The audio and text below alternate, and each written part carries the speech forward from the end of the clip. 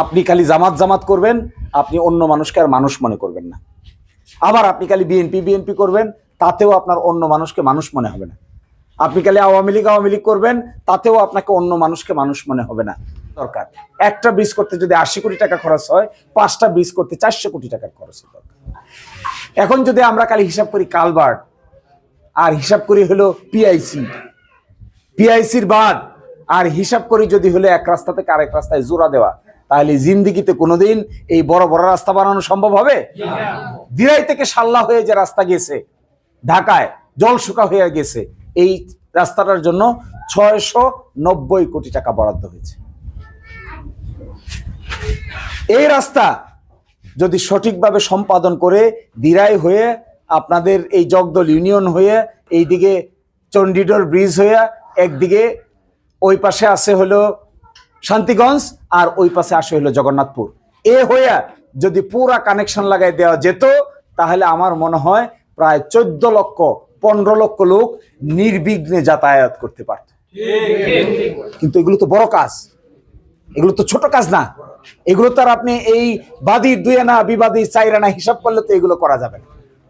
2 আনা 4 আনা যোগ করলেও তো 6 আনাই হয়। তা আমার তো 6 আনার কাজ না, আমার তো দরকার 16 আনার কাজ। এই 16 আনার কাজ করার জন্য আমি মনে করি দল বলের চিন্তা মাথা থেকে সরান। দলাদলি মানুষকে অন্ধ বানায় ফেলে। আপনি খালি জামাত জামাত করবেন, আপনি অন্য মানুষকে আর মানুষ মনে করবেন না। আবার আপনি খালি বিএনপি বিএনপি করবেন, তাতেও আপনার অন্য মানুষকে মানুষ মনে হবে না। আপনি খালি আওয়ামী লীগ করবেন, তাতেও আপনাকে অন্য মানুষকে মানুষ মনে হবে না। যে অন্যায় করবে, যে দলেরই হোক না কেন, অন্যায়কারী সকলের কাছেই অন্যায়কারী। আপনি যে দলই করেন, আপনি জামাত ইসলামী করেন, তাই অন্যায় করতে পারেন না? নিশ্চয়ই পারেন। আপনি যদি অন্যায় করেন, তসরুফ করেন, মিথ্যা বলেন, অপবাদ দেন, মানুষকে নির্যাতন করেন, নিপীড়ন করেন, এর কোনো দলীয় পরিচয় নাই। যে এটা করবে তার একমাত্র পরিচয় হলো তিনি হলেন অপরাধী। আচ্ছা বলেন, আমাদের দরকার রাস্তা, এটা কি সকল দলের দরকার না? আমাদের দরকার ব্রিজ, সকল দলের দরকার না? আমাদের ছাত্রদের, ছেলেদের স্কুল, কলেজ, মাদ্রাসা, মসজিদ, মন্দির, এটা কি কোনো দলের? না। যে দলেরই হন না কেন, এটা আমাদের জীবনের উন্নয়নের জন্য প্রয়োজন, সবার দরকার। যদি তাই হয়ে থাকে, তাহলে আমরা এই সমস্ত বিষয়ে দলাদলি করব কেন?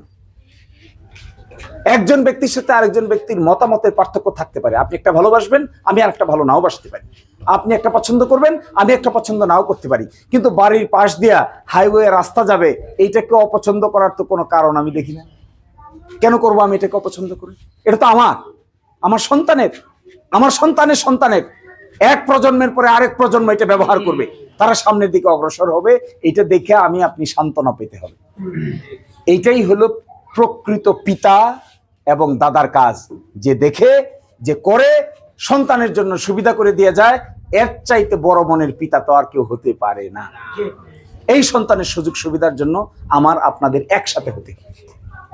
দলের পার্থক্য ভুলতে হবে, দলবাজি মাথা থেকে সরাইতে হবে। সরাই দিয়ে আমাদের মূল এজেন্ডা কমন, সকলের এজেন্ডা যেটা, সকলের কাজ যেটা, এটাই দল। সকলের কাজ। আমি বলেছিলাম সাল্লায় গিয়ে বক্তৃতায় যে আমাদের এলাকার মানুষের পিছু পিছু ঘুরে আমার কাছে মনে হয়েছে এখানে রাজনীতি বলতে মানুষ কিছুই বোঝে না। মানুষের মূল দরকার হলো জীবনের উন্নতি।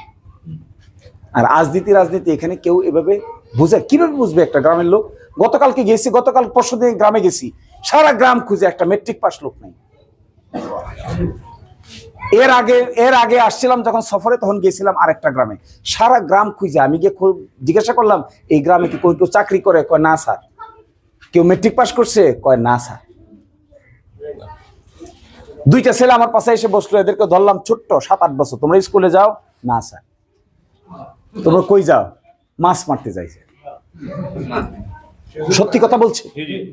এবং ছোট্ট যে নাওটা আছে, এই নাওটা তার বাবা মাছ মারে, আর সে কিছু না পারলেও নাওয়ের কারালিটা ধরে বসে থাকে, এটাই তার কাজ। বাবাও খুশি, ছেলেও খুশি। আচ্ছা বলেন, এইগুলোর জীবনের যদি পরিবর্তন ঘটানো না যায়, তাহলে কি আমরা ভালো থাকতে পারবো? তাহলে আমরা কি জন্য আসলাম? আমরা আপনারা মিলে একসাথে হন। পরস্পর পরস্পরকে ভালোবাসা। আমি চাই না কোনো মানুষ আমাদের দ্বারা নির্যাতিত হোক, এটা কোনোদিন আমরা চাই না। আমরা কোনোদিন চাই না সরকারের 1 পয়সা কেউ মেরে খাক। আমরা কোনোদিন চাই না সমাজে অন্যায় অত্যাচার ছড়িয়ে পড়ুক। নো। তাহলে আমরা চাইটা কি?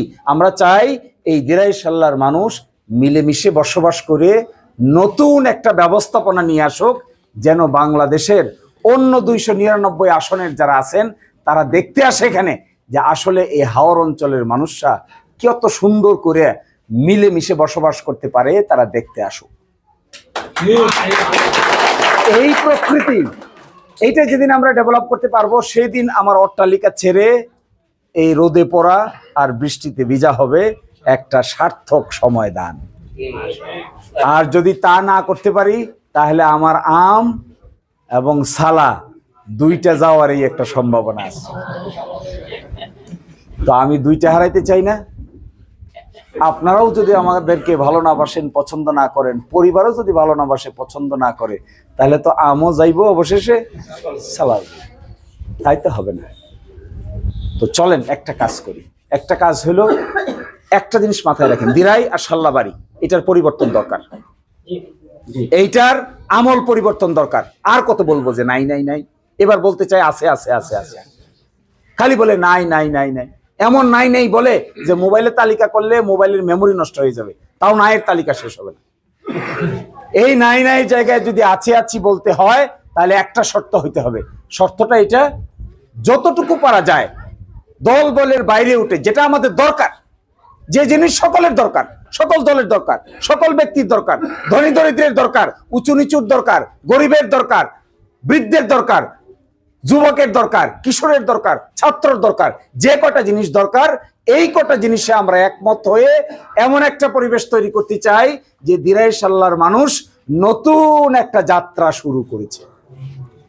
এই যাত্রাটায় আমরা আপনারা একসাথে ধরেন চলি। আমি কিন্তু কোনো রাজনৈতিক বকাবকি একদম পছন্দ করি না।